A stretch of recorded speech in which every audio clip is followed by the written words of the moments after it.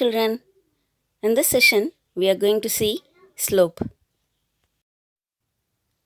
Point A is x1, y1. Point B is x2, y2. AC is x2 minus x1. BC is y2 minus y1. We know that slope m is equal to tan theta. Tan theta is opposite side by adjacent side. Here, opposite side is BC and the adjacent side is AC.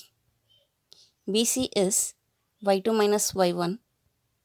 AC is x2 minus x1. So, slope m is equal to y2 minus y1 by x2 minus x1. Slopes of parallel lines is given by m1 is equal to m2. That is, both the slopes are equal. Next, slopes of perpendicular lines is given as m1 m2 is equal to minus 1. That is, the product of the slopes m1 into m2 is equal to minus 1. Hope you all understood. Thank you, children. Have a nice day.